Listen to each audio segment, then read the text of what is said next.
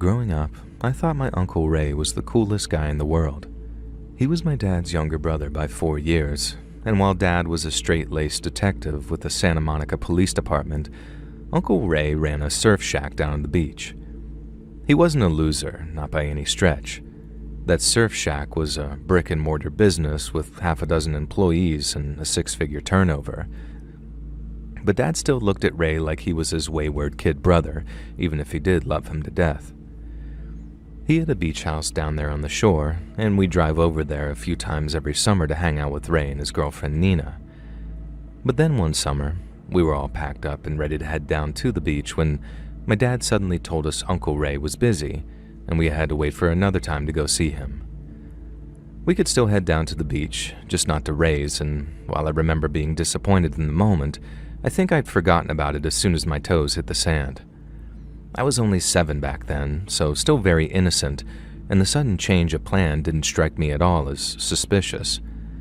But what I did notice was how different Mom and Dad seemed to be acting and how much they talked in hushed tones while me and my brother played in the sand. I didn't question it. I was too busy building sandcastles and all that. But then the next day, Mom and Dad sat me and my little brother down on the couch and told us that Uncle Ray had been in a car accident and had gone to heaven. I won't tug on your heartstrings too bad going into all the details, but the loss of Uncle Ray had me sad for a long time. But like all things of that nature, the grief subsided over time and life went on. I grew up, graduated, got a job, then was living up in Oxnard with a girl that I'd been dating for a few years when we drove back down to Santa Monica to visit my parents. We hit the road, had dinner with my parents, and then we were on our way back up to Oxnard when my girlfriend got very quiet and mopey. I asked if she was okay, and she said yeah. She just got a little weirded out sometimes whenever she was near that part of the PCH. And I asked why, and this is what she told me. 20 years before, her mom's old high school friend went to stay in a log cabin with her boyfriend of many years. She told my girlfriend's mom all about it, where it was, how long she was going for, and when she was expected to return. So when that date comes and goes and there was no sign of her friend, my girlfriend's mom starts to get worried. And she wasn't the only one either. The girl's parents called the cops, told them where their daughter had been and who with, and then asked them to go looking for her. A few days later, they got the bad news.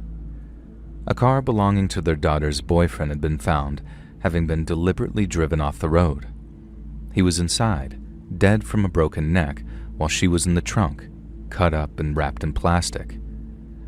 The cops never figured out how or why the girl had been killed, or why her boyfriend had driven his car off the road. But his prints were all over the plastic wrap, so the conclusion seemed obvious. My girlfriend said her mom took the news really hard. She met the guy a bunch of times, and he seemed like a really sweet dude. She used to get emotional sometimes while driving down that spot on the highway, too. I guess being where it happened was just a little too much for her. I'm listening to the story, something like, damn, that's terrible. And then my girlfriend said the girl's name, sort of something like, poor Nina, hell of a way to go. And I think that I must have driven for maybe a minute or two before I respond, wait a second, did you just say Nina? When my girlfriend confirmed, 2 thoughts flashed through my head. The first was the memory of Uncle Ray having a girlfriend named Nina, and the second was remembering how he died in a car accident. But no one had ever said anything about it being on purpose. I asked my girlfriend if she remembered the name of the boyfriend, the one that had driven off the road, and I remember how when I did, this sort of panicked feeling started rising up in my chest. The only thing that kept it in check was this little voice in my head saying stuff like, it's just a coincidence. This is pattern recognition gone wrong. There are plenty of Ninas around and you're freaking out over nothing. But as soon as my girlfriend spoke next, that reassuring voice got up and walked out like a rock star at a bad interview. And she says, I think it was like Ron or Rick or something. And then I asked, was it Ray? And she spun around in her seat saying, yeah, it was Ray. Did you hear about this already? I didn't say anything in reply. I guess because I realized I had to concentrate on the road instead of the chaos unfolding in my head.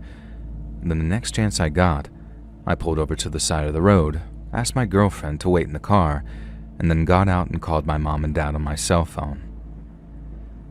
It was almost 9 by then, so Mom was in bed and Dad was up watching TV, so it was him that answered the phone. He could tell something was wrong just from the way that I was talking, so right as I'm asking if Mom is asleep or just dozing, Dad interrupted saying, "Just tell me what's going on." I remember pausing to gather my thoughts, and then just asked him, "Dad, how did Uncle Ray die?" And he told me, "You know how, it was a car accident." But then I asked him if it was really just an accident, or if something else had happened. It was his turn to pause, like he was sort of gathering his thoughts, and then all he said was, "Come by the house tomorrow. I'll explain everything."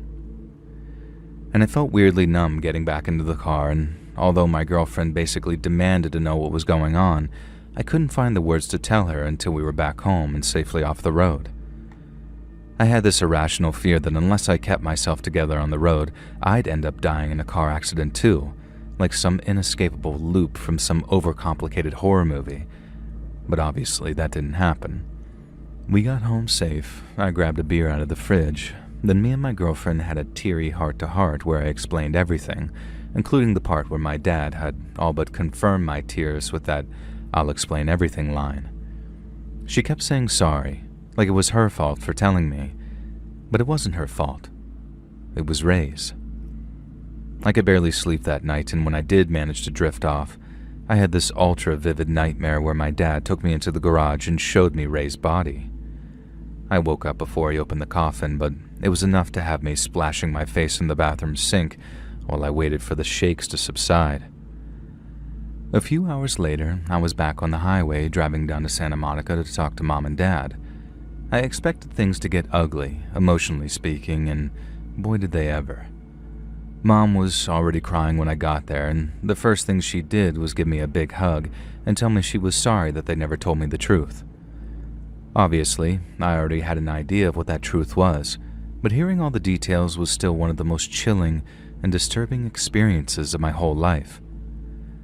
Dad said all the same stuff my girlfriend had, that Ray and Nina had gone to some log cabin for the weekend. He was supposed to return on Monday morning, but then Monday afternoon, he called Dad from the road. Dad said he sounded mad, that he was ranting and raving about something, but nothing he said made any sense. He mentioned that something happened in the cabin, but Dad couldn't get the details out of him, and then all of a sudden, Ray just hung up. Dad said he figured that he called from the road because he could hear traffic in the background of the call. Then later on, he tried calling Ray at home, but he didn't pick up the phone. He called him the next morning too, but still got no answer, which was the same day that we were supposed to head over to Ray's to spend a day at the beach. But then, literally a half hour before we were set to leave for Ray's, Dad spots a car out front. He walks outside, and it's 2 detectives from the local police department, guys that he knew personally. And that's when they told him that Ray had been found and that it wasn't good news. Dad didn't work homicide, and even if he did, there's no way he'd have been on that case. But he still got all the info from his fellow detectives, and it was all those extra details that changed the whole thing from something they might talk to me about someday to something they'd never willingly bring up with me at all.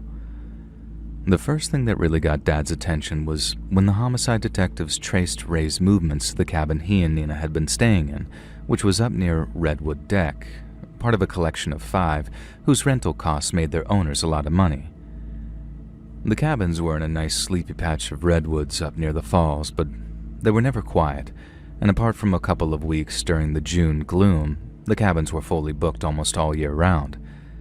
But then, during the weekend Ray and Nina were staying there, a weekend in September, all 4 of the other cabins were empty.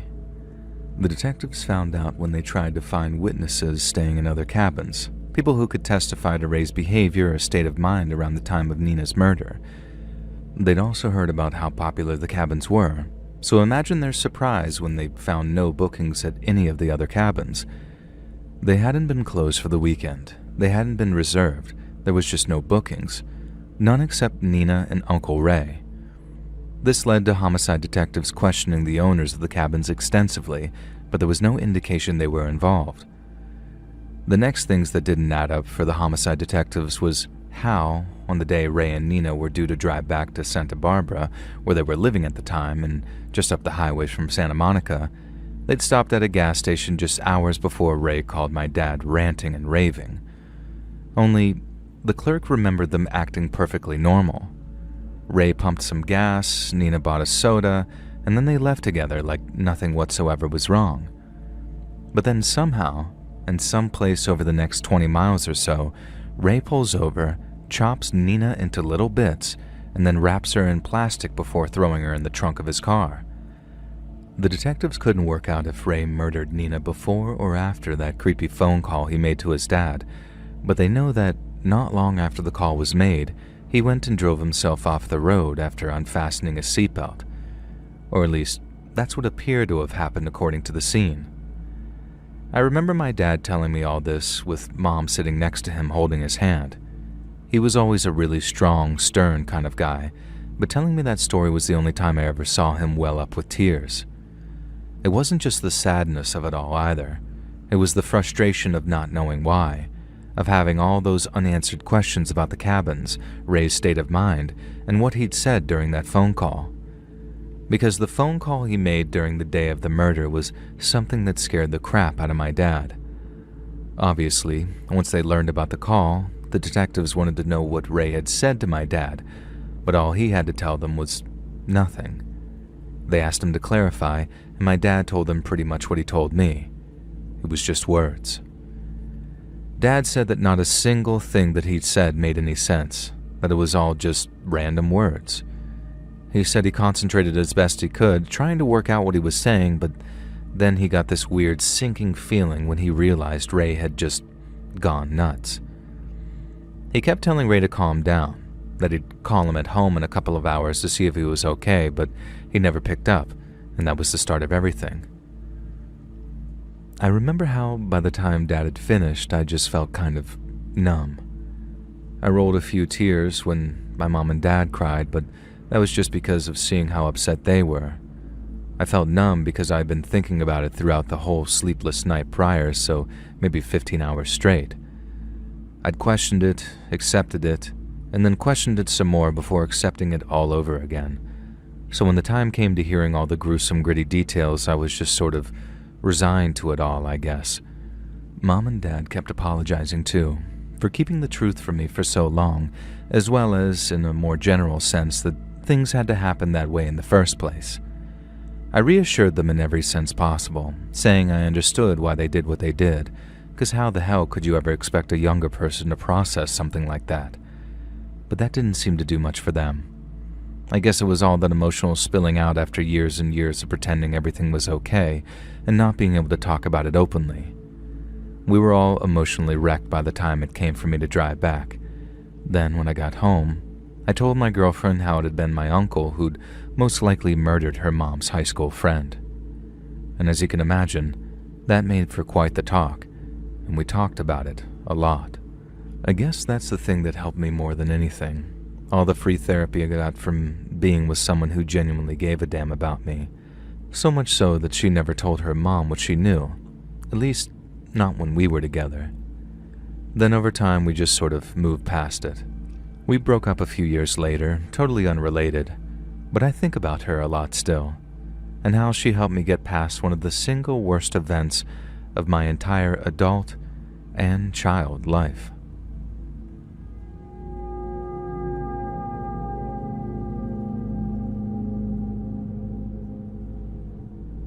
I grew up in Greater Manchester in a single-parent family. It had always been me and my mum, so I never knew any different, and as much as I sometimes get a bit sad that other girls had dads at home, I loved my mum more than anything and I was grateful for her. As I got older, Mum would tell me things about my dad, what he was like, what he enjoyed, and eventually, how he died. I was still very young when she told me, young enough for her to have to really explain what she meant, saying, Daddy and his friends were in a sailboat on the sea, and a big wave came and knocked them off the boat. Then Daddy and his friends went underwater, and that's when the angels came down and took them to heaven, because it's nicer in heaven than it is on the bottom of the sea. And it might sound a bit grim, but years later when I was watching SpongeBob, I used to think, the sea doesn't look all that bad actually. Heaven must be brilliant. But kids just say and think the funniest things, don't they? Now, heavy sarcasm is implied there. And so yeah, that's how I grew up basically. Mom told me early enough for me to just get used to it, I suppose, so it didn't ever fill me with the angst or become the source of too much sadness for me. But then came the day when Mom told me the truth, and I'll be honest, that did change everything. As I've already touched on, Mom used to sometimes tell me about Dad, but only good things, only ever the good things. He loved football, he loved a good Indian takeaway, and he'd worked for a building firm ever since he'd left school at 16. He sounded like a nice guy. He always looked after Mom, and he definitely never did anything like hit her or cheat on her. But when she was pregnant with me, he went on a lad's holiday to Spain to enjoy the last of his freedom before I was born, and took a faithful boating trip. He went a little too far out to sea, the weather took a turn, and that was that. Only, that wasn't that, because Mom only ever told me half the story. I was 23 when she asked me the question that kicked it all off, and I think I knew from the moment she asked me that something bad was coming. I was over at hers for a cup of tea and a catch-up when she asked me out of the blue, "If there were things that I never told you about your dad, would you want to know them?" I asked her what kind of things she was talking about, and immediately suspecting that it was less than wholesome stuff purely from the tone of her voice, and she told me that Dad sometimes did stuff that she didn't approve of. She'd been wondering if I'd only wanted to know the good parts about my dad or the whole truth, like who he really was as a man. She wouldn't think any less of me if I said no, but the offer was on the table. And of course I said yes. Of course I wanted to know the full picture. People are complicated, and sometimes good people make bad decisions. I'm also not one to say something very moody and pretentious like, "Some truths are better off buried," because I don't believe that at all. And I'm glad she told me the truth, for the most part anyway, but I could never have been ready for what she was about to say. And so I wasn't exactly a planned pregnancy, you see. Mom and Dad had loved each other and knew they wanted kids, and they were also very happy in their relationship, so it was basically inevitable. But when Mom gave Dad the news that she'd missed her period, it hit him quite hard. He didn't take it hard, and from what Mom tells me, he was as happy as he was excited, but he definitely had this moment of, "Ah, crap, I need to get my life together." Mom said he wasn't the best at work, a good lad, but no one you'd consider for a promotion, so it looked like it was going to be quite a while before he got any serious money coming in. He got his head down and worked really hard, but Mom said that you could tell he was getting frustrated because he knew it'd be a hard road. But then, he comes home from the football one day with a spring in his step, and when Mom asks him what schemes he's got going, he gives her the old, "Never you mind." Mom said he acted like that for weeks too, acting like he was the cock of the walk, smartest man in England. And then one day, that man disappeared. Not literally, of course, that came later, but the cheerful, smiley, happy-go-lucky version of Dad just disappeared. Mom said he was acting like something terrible had happened. I mean, that level of sort of grief almost. She'd catch him staring off into space, eyes all wide and scared like something terrible was following him around. She'd ask him what was the matter, but he'd just sort of lie and tell her everything was fine, even though it was blatantly not. He stayed like that for about a week, didn't improve at all. And then out of the blue, he tells Mom that he and his mate are going to Spain for that lad's holiday I mentioned, to enjoy the last of his freedom. Mom's a bit surprised, but she thought that she understood his thought process. He was just mega stressed about having me on the way, and he needed some time to relax, so she just let him do his thing, and he flew out to Spain with his friend. And he was only supposed to be gone a week. But then a week went by, he didn't come home, and Mom started to get worried. She got in touch with the police, and after telling them where Dad had gone, they reached out to the Spanish police, who went out looking for him. The Spanish police then found that Dad wasn't at any of the places he'd told Mum he was going. But while there was evidence of him entering the country using his passport, there was no evidence that he'd left. That at least narrowed things down a bit for them, so they started checking things like hospitals and jails in the area, just in case something had happened. But they didn't find Dad anywhere. Mum said that she had to wait another week or so before she got the news, and when it came, she was devastated. A boat had washed up on a beach somewhere in southern Spain, and inside it were half a dozen empty sports bags and the bodies of 2 dead Englishmen, my dad and his friend. Mum said 2 police liaison officers came to talk to her about it, the kind that come round to give you bad news. They told her how Dad and his friend had been shot at close range while out on a rented motorboat, which had then washed up on the beach after drifting at sea for some days. Neither the English or Spanish police knew exactly why Dad and his mate had been murdered, but they reckoned it probably had something to do with the cocaine residue they found in some of those empty sports bags. Mum was stunned, because not only was it unlike Dad to have anything to do with drugs, but the cocaine must have been the thing he'd been so excited about, the thing that he thought was going to make him a load of money. It was a lot to handle, as you can imagine. Mum didn't think things could get any worse, but they did. It took a couple of weeks, but they got much, much worse. About a week after those 2 liaison officers popped round to talk to Mum, they called her back with some very unwelcome news. Greater Manchester Police had obtained a warrant to search our house, top to bottom, because they suspected Dad was involved in a murder that had happened before he himself was killed. And Mum said the stress was so bad that she thought she might miscarry. She didn't, thank God, but it was that bad. All these policemen walking around the house, searching every nook and cranny for God knows what. It was awful for her, and it took ages before the police could tell her exactly what was going on. But when they did, it was even worse than she'd ever could have imagined. So, round about the time Mom found that she was pregnant with me, Dad went into overdrive trying to bring more money in. Mum said that he looked into all sorts of stuff, all legal of course, but then he met a guy in a kebab house named Muzzy. Muzzy was short for Mustafa, and although Mustafa had moved from Turkey to Manchester many years before, he was an active figure in the local Turkish community and kept lots of contact with his relatives back home. Dad used to stop by his kebab shop sometimes after going to watch the football, and being the nice, friendly guy that he was, especially after a few pints, Dad and Muzzy used to talk a lot. He must have mentioned my mum being pregnant too, and how he needed money because it was Muzzy who told him that if he could get him 10 grand in cash, he could turn it into £250,000 in just over a month.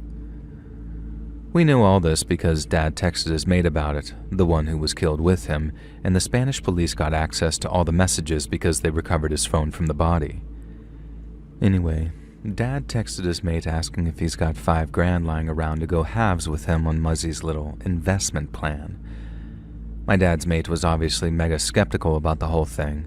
Like my dad, he needed time to get that amount of cash together, and he wanted to meet Muzzy to discuss it before they handed it over. But after they did meet to talk it out, it was full steam ahead. Apparently, Muzzy had mates in the Turkish mafia who smuggled all kinds of illegal stuff into the UK. At the time, the British border authorities were stopping loads of their shipments coming through bigger ports, but that made it easier to smuggle smaller shipments of things like cannabis resin through smaller UK ports. Through his mafia connections, the 10 grand in cash would buy a pretty sizable, but not easily detectable amount of product. That would then reach like 20 times the amount of cash once it was sold to street dealers in the UK. All Muzzy wanted was a 50 grand handler's fee from the sales for getting everything up and running, and then my dad and his mate would have £100,000 each, a pretty life-changing amount of money at that time. And so Dad and his mate get the money to Muzzy, he gets it to his mates in the Turkish mafia, and then everyone has to wait while the wheels are in motion. 1 week goes by, then 2, and all the while Dad and his mate are getting more and more excited. And then one day, Muzzy calls, but the news isn't good. The shipment, their shipment, was gone. He didn't get into too much detail, Their ship had come in, the cargo had been unloaded, and then out of nowhere, a load of police swarmed the shipping container and the product had been seized. There was nothing that could be done. The money was gone, but neither my dad nor his mate believed a single word of it. Muzzy had been going on for months about how it was a sure thing, how his mates in the Turkish mafia had been smuggling millions of pounds worth of cannabis resin without so much as a sniff from the police or border control. Then, the one time it's their money on the block, their shipment just gets jumped on. According to the text messages between Dad and his friend, Dad had asked Muzzy for proof the shipment had been seized. They couldn't exactly phone up and ask about the shipment container, but what they could do, to make sure Muzzy was telling the truth, was call up the police and ask if a particular person had been arrested and held, because they'd got to share that information with families of people or even reporters. Dad asked Muzzy who brought the container in and if they'd been arrested, but Muzzy claimed not to know any names aside from his mates in the mafia, and he's not giving those up for anything. He said if they confront another 10 grand, they can try again, but aside from that, they were out of luck. Personally, I think it was the last bit that really drove Dad around the bend. He was absolutely convinced that Muzzy had robbed him, so all the offer of a second roll of dice was sort of like, I think you're that stupid that I reckon I can milk another 10 grand out of you. And he and his friend were furious. So they hatched a plan to get their 10K back from Muzzy. Unfortunately, it wasn't a very sophisticated plan, as all it involved was tying him up in a shed and essentially torturing him until he confessed what he'd done. They told him that they were up for trying another shipment, only double this time, to recoup their losses. Muzzy says okay, then agrees to meet them somewhere to pick up the cash, and that's where Dad snatches him. He and his mate then tortured Mufasa with cigarette lighters, burning his bound hands and feet, but Muzzy wouldn't confess. They kept going, beating him up and burning him, and he gave them his bank details so they could take whatever money was in his account, but he still wouldn't confess to scamming them. The police don't know exactly what happened next, but Dad didn't end up taking any money, and Muzzy's body was found a few weeks later, so we think Muzzy died somehow while being tortured, and Dad was forced to dispose of his body. That's why they didn't touch his account, because emptying it would point the finger of suspicion at them if Muzzy's body was ever actually found. After that, Dad and his friend made a drastic decision. They were going to fly over to southern Spain, to a place where you could buy cocaine being smuggled in from Colombia, then get the train from there to Madrid, to Barcelona, and then to Paris, so they could get the ferry from Dover to Calais and avoid the much stricter airline security.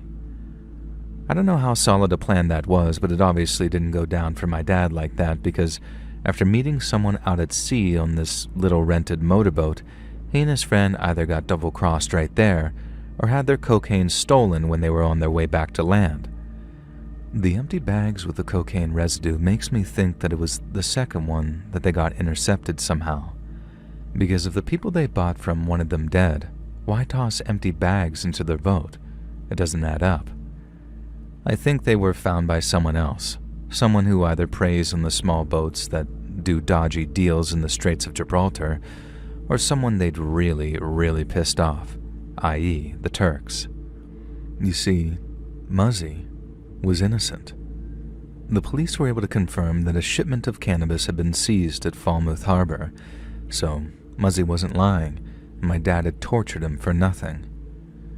I just picture these Turkish gangsters already annoyed that their shipment got seized and then one of their associates gets kidnapped and tortured. You wouldn't give a toss if his death was accidental. You'd want the people responsible dead. No one knows exactly how they tracked my dad and his mate down, but when there's two English guys wandering around southern Spain asking around to buy cocaine, I suppose it doesn't take long for word to reach the wrong ears. I wrestled with the truth for quite a while afterwards because, obviously, hearing all that changed the way that I thought about my dad. I don't hate him. I still love him even though I've never met him, but I do think he was stupid. I know he did what he did out of love for me and my mom, and there's a small part of me that loves and respects him for that. But a much bigger part of me wishes he'd stuck to something much safer and much more legal, because if he had, I'd still have a dad.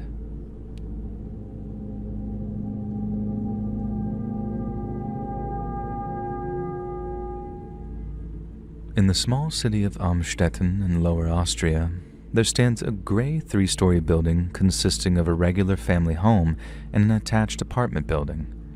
It's a rather odd structure to perceive, a combination of old and new that sit in subtle contrast with one another. But for its owner, the structure constituted his life's work. The owner, a retired electrical engineer, had the apartment building constructed in 1978 and even included a rooftop garden for the third-floor apartment. Tenants reported him being reserved and polite, yet he was also exceptionally strict, and of the many rules the building's owner enforced, the strictest of all was that which forbade tenants from entering the building's basement. You see, the owner of the building was a man named Joseph Fritzl, and he had a dark, dark secret. Joseph Fritzl was born in Amstetten on April 9th of 1935. His father, Joseph Sr., abandoned his young family when Joseph was just 4 years old. Then, 5 years later, his older brother was killed in action fighting for the Germans during World War II. This left Maria, his mother, to raise little Joseph alone, who later claimed that she was both physically and emotionally abusive. At 18, Joseph began attending the HTL Technical College, graduating in 1956 with a degree in electrical engineering, and it was also around this time that he married a 17-year-old girl named Rose Marie.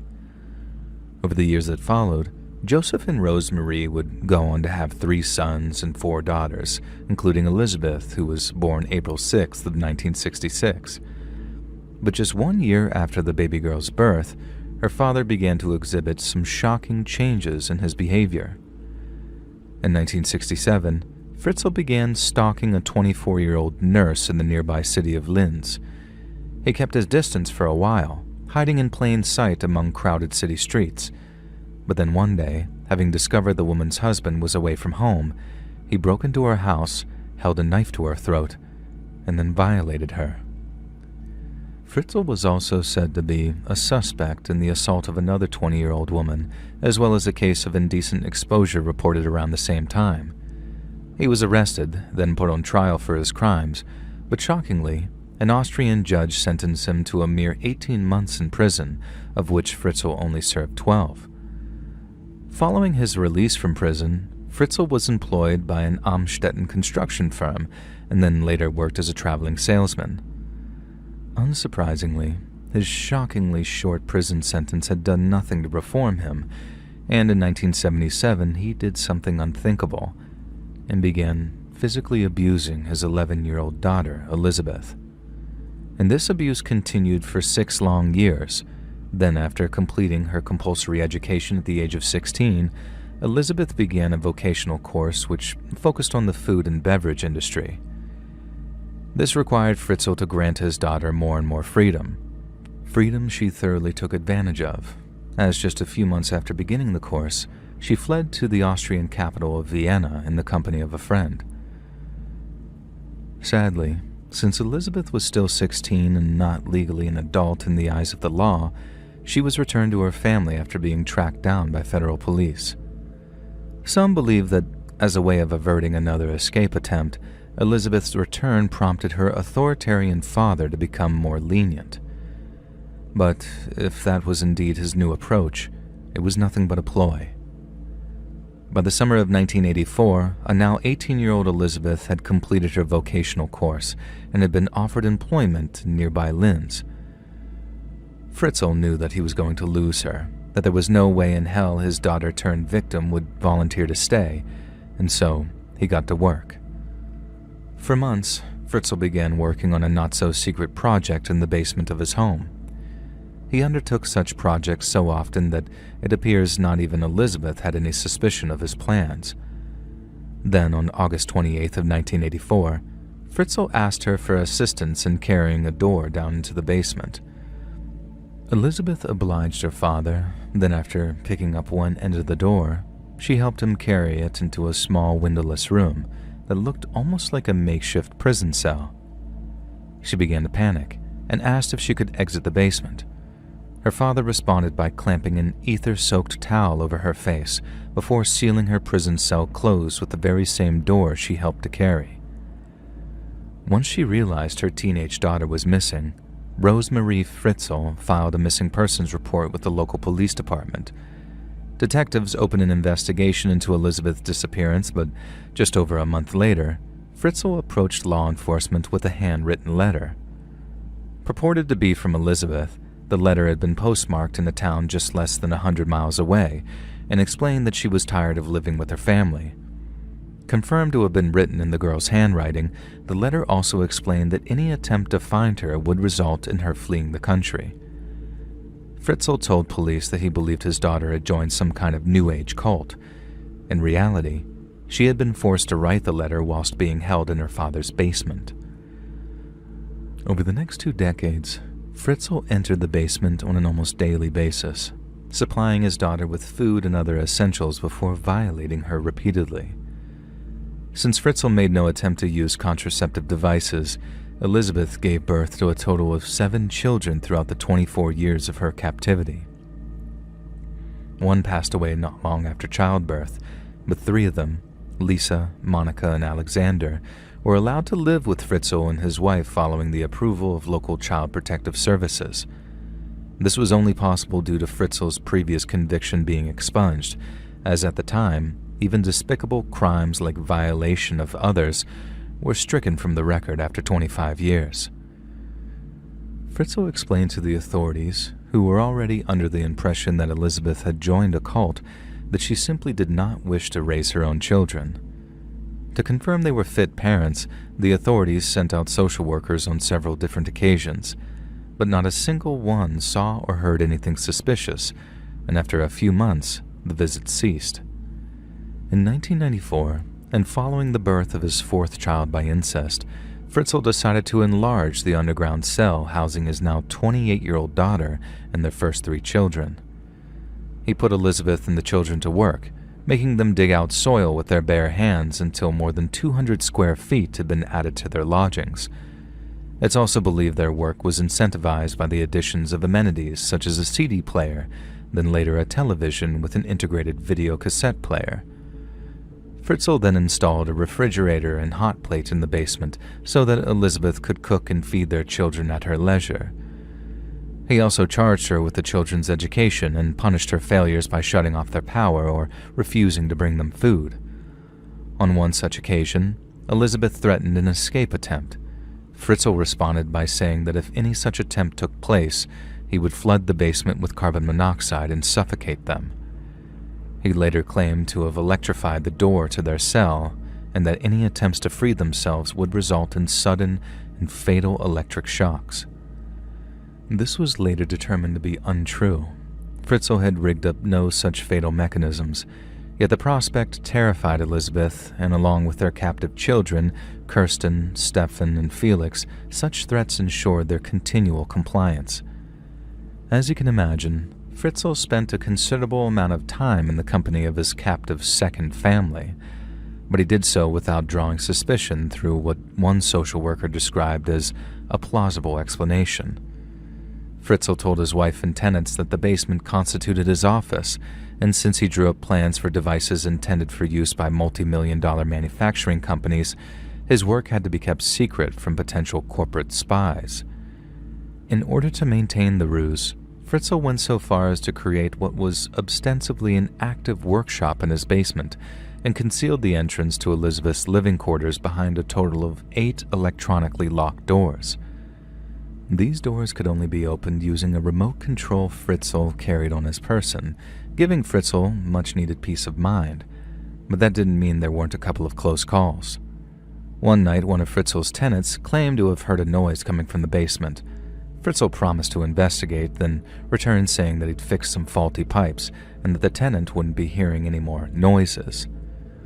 For 24 years, Fritzl kept his second family a deep, dark secret, and the level of security he employed gave him no reason to suspect his scheme would come to light. Until one day, something happened that changed everything. On the morning of April 19, 2008, Fritzl entered the basement to find that Kirsten, his eldest daughter from Elizabeth, had become severely ill. Elizabeth begged her father to allow Kirsten to be taken to the hospital. Fearful that she might die, he agreed. Elizabeth then helped him carry Kirsten upstairs, whereupon she saw the outside world for the first time in her young life. The girl was then taken to the hospital by ambulance after her mother was forced back into their cell. At Amstetten, Kirsten was discovered to be suffering from a life-threatening kidney infection. Yet while Fritzl tried his best to explain the events leading up to her illness, doctors began noticing glaring inconsistencies in his story. For example, Fritzl didn't seem to know how many children he had. He also presented doctors with a note written by Kirsten's mother, Elizabeth, after claiming to have severed all contact with her. The police were alerted, and on April 21st of 2008, they broadcasted a public appeal for information regarding Elizabeth and her whereabouts. Fritzl once again asserted that Elizabeth had run off to join a cult, and went so far as to name the cult and gave police a description of their practices. Yet when officers contacted an acclaimed expert on the occult, Manfred Wohlfahrt, he claimed that he had no knowledge of any such organization, fictional or otherwise. Yet when officers contacted an acclaimed expert on the occult, Manfred Wohlfahrt, he claimed no knowledge of any such organization, fictional or otherwise. Yet on the contrary, and after examining letters supposedly written by Elizabeth, he had noticed some rather familiar indicators regarding her writing. Firstly, and despite being a woman in her late 20s, Elizabeth seemed to possess the vocabulary of someone 3 times her age. Secondly, there seemed to be a pattern of unusually large spaces between every 3rd or 4th word, suggesting the girl had taken her pen off the page to listen out for someone's dictation. In other words, someone had either forced Elizabeth to write the letter or had a great deal of say in what was written.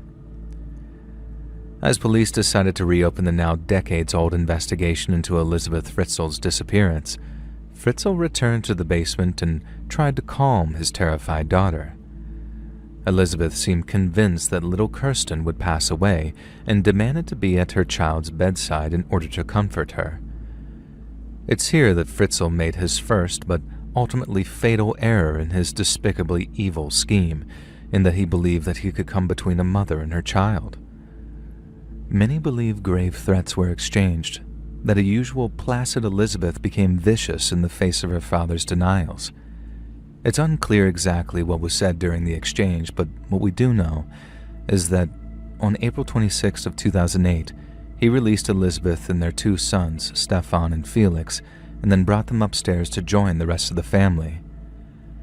Elizabeth headed straight for the hospital, and possibly in the hopes of containing the situation, Fritzl followed. But once he was there, and following a tip-off from suspicious doctors, police detained both Fritzl and his daughter, then took them away for questioning. At the police station, Elizabeth issued officers with a shocking prerequisite to her cooperation. She would only answer their questions if they could guarantee that under no circumstances whatsoever would she ever have to lay eyes on her father ever again. Then, and only then, did she begin to tell the story of her 24 years in captivity. Perhaps one of the worst details officers heard that day was Elizabeth's explanation of how her father would violate her in the presence of their children. He would show them adult entertainment using the videocassette player, then would force Elizabeth to reenact what they saw on screen while their children watched nearby. Fritzl was swiftly arrested before his family members were taken into care. Then the following night, investigators gained access to the underground prison cell using the secret keyless entry code, gazing in horror at the construction's crude sophistication. On April 29th, 2 days after Fritzl was taken into custody, DNA evidence confirmed him as the biological father of Elizabeth's children. Her mother claimed no knowledge whatsoever of her kidnap or detention. Police believed Fritzl had been planning to fake his daughter's rescue from the fictitious cult he'd blamed her disappearance on. But pursuant to the agreement that she would never have to see her father again, Elizabeth gave a videotaped testimony on July 11th, categorically disproving any such claim. Prior to his trial, Fritzl claimed every intimate interaction with his daughter was entirely consensual, but he still knew what he was doing was wrong. An extract from a communication with his lawyer read, "I always knew during the whole 24 years that what I was doing was not right, and that I must have been crazy to do such a thing, yet it became a normal occurrence to lead a second life in the basement of my house." Regarding his treatment of the family he had with his wife, Fritzl stated, "I am not the beast the media make me out to be." Then, with regards to his treatment of Elizabeth and her children in the cellar, Lee explained that he brought her flowers, as well as books and toys for the children in what he referred to as the bunker. Fritzl also mentioned watching movies with his second family, but conveniently failed to specify their content. When asked why he'd chosen to imprison Elizabeth, Fritzl was frank in his explanation that she did not adhere to any rules once she became a teenager. "That's why I had to do something," he said. "I had to create a place where I could keep Elizabeth by force if necessary, away from the outside world." Fritzl also implied that the emphasis on discipline following the Germans' annexation of Austria, which occurred when he was just a toddler, heavily influenced his authoritarian views regarding obedience to the family patriarch. When asked about his mother, Fritzl spoke at length, saying she was the best woman in the world, and as strict as it was necessary to be with a boy of his nature. He did, however, claim his mother used to beat him until he was, quote, lying in a pool of blood on the floor. "It left me feeling totally humiliated and weak," he explained. "My mother was a servant, and she used to work hard all of her life. I never had a kiss from her, and I never cuddled, although I wanted it. I wanted her to be good to me. But she called me a demon, a criminal, and a no-good. I had a horrible fear of her." Naturally, investigators believe that Fritzl's relationship with his mother explained his maladaptation, and what he told them thus far was merely the tip of the iceberg. In 1959, Fritzl and Rosemarie had been married for almost 2 years when Fritzl's mother asked to move in with them. She was getting older and needed her son's help in caring for herself, so initially, Fritzl played the part of the dutiful son. He moved her into his attic, kept her comfy for a while, but over time, his treatment of her began to change. He began talking back to her and ignoring her requests, becoming more and more insolent as time went by, until one day, his mother realized he was enacting a slow but terrible revenge. Fritzl fed his mother less and less food and allowed her less and less sunlight until eventually she was too weak to move. He bricked up her window, informed their neighbors she'd passed away, then gleefully told her own mother that the world outside thought she was dead. She was his first prisoner, the first woman he'd exercised complete and utter control over, and when she passed away in 1980, it's believed she remained a prisoner in the attic for up to 12 years straight. In a report by forensic psychiatrist Dr. Adelheid Kastner, who conducted extensive interviews with Fritzl, he described how his subject believed his pathological behavior was innate, as in, he was born bad. Fritzl claimed to have always harbored evil thoughts, but that the plan to imprison Elizabeth came to him while he was serving his prison sentence back in 1967. He believed it would be a way of containing his, quote, evil side, saying, "I was born to hurt women, and I held myself back for a relatively long time. I could have behaved a lot worse than just locking up my own daughter." Dr. Kastner swiftly diagnosed Fritzl as having a severe combined personality disorder and recommended he receive psychiatric care for the remainder of his natural life. Finally, on March 19th of 2009, after a harrowing 4-day trial, Fritzl pleaded guilty to the charges of the murder by negligence of his infant son and grandson, Michael, as well as decades of enslavement, incest, violation, coercion, and false imprisonment. He was sentenced to life in prison, but has recently been moved from a high-security psychiatric unit to a regular prison, whereby he can live out the rest of his life in relative comfort. According to a statement from an Austrian court, the now 89-year-old Fritzl no longer poses the same level of danger that required him to be kept in a secure psychiatric unit. They added that due to progressive dementia and physical frailty, he is, quote, no longer likely to commit a criminal offense with serious consequences. But can a man such as Joseph Fritzl truly be anything other than a clear and present danger to those around him? Or will those like him always pose an imminent and irredeemable threat to the most vulnerable in society? Hey friends, thanks for listening. Click that notification bell to be alerted of all future narrations. I release new videos every Monday and Thursday at 9 p.m. Eastern Time. And there are super fun live streams every Sunday and Wednesday night. If you got a story, be sure to submit them over at my email, letsreadsubmissions@gmail.com, and you might even hear your story featured on the next video. And if you want to support me even more, grab early access to all future narrations and bonus content over on Patreon, or click that big join button to hear about the extra perks for members of the channel. And check out the Let's Read podcast, where you can hear all of these stories in big compilations, located anywhere you listen to podcasts. All links in the description below. Thanks so much, friends. And remember, Jim Chuck doesn't tuck.